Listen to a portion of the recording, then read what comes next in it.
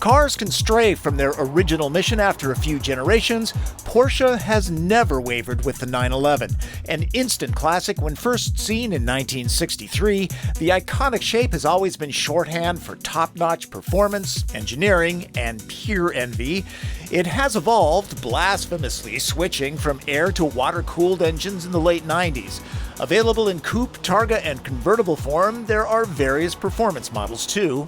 Why go with the GTS? Well, for about 15 grand over the Carrera S model, Porsche throws in $35,000 worth of equipment, much of it performance-oriented, and everyone loves a bargain. Starting at $115,000, it's one I can't afford, let alone the $142 grand as tested price, but hey, I chose my profession. GTS gets wider hips, normally exclusive to all-wheel drive and GT3 models. This one is fully lined in Alcantara and trimmed up in carbon fiber. Remember, 911's pistons fire horizontally, not vertically like most engines. If you want a solid look at the flat six, become good friends with a mechanic. The 3.8-liter, cranking out 430 horsepower and 325 pound-feet of torque, is not visible here, but fluids can be topped off. It's a Porsche, so I will be reaching for the ignition on the wrong side all week long. That sounds nice, but let's take it to a higher level.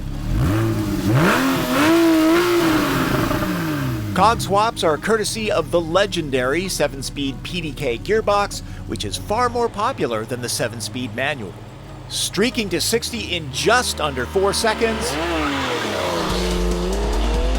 Speed is not an issue. Excuse me for not verifying the claimed limit of 190 miles an hour. GTS has a gravitas about it that you really have to be behind the wheel to fully comprehend. It's very direct and precise without behaving like a caffeinated squirrel. The electric power steering is the best I've run across. The configurable gauge cluster is appreciated too. Got to love the G-force meter. With the engine singing from behind, 911 has a distinctive mechanical quality, very welcome in this digital world. One thing the GTS offers over the standard Carrera S, 30 more horsepower. That's value I can get behind.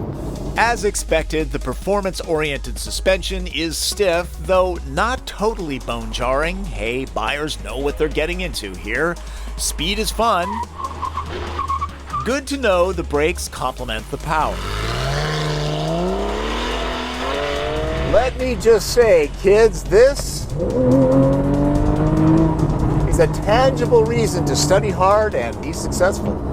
There will be owners that never approach the cornering limits. They are that high.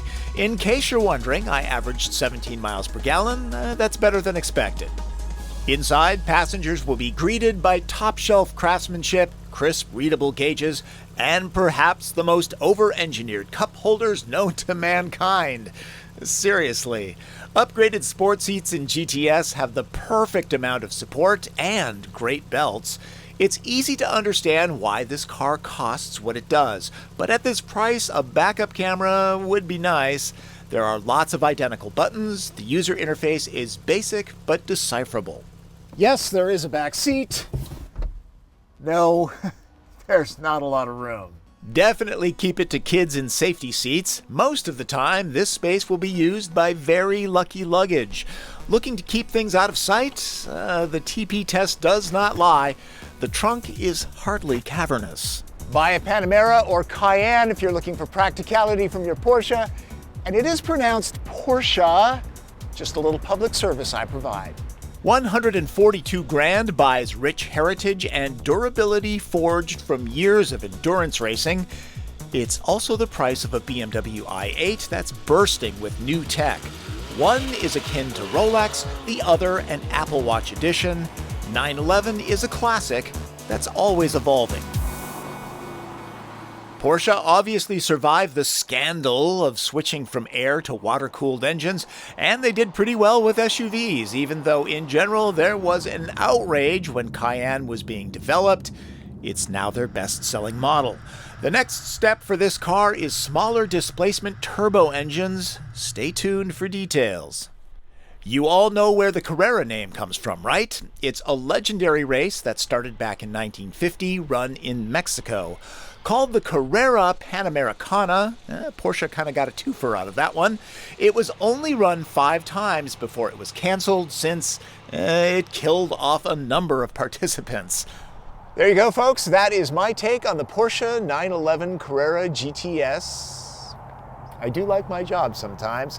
Hey, remember, if you want to see these reviews a couple weeks earlier than you do here, head on over to the NewYorkTimes.com, where I am a contributor. I could not do these reviews without them. That's Driven. I'm Tom Volk.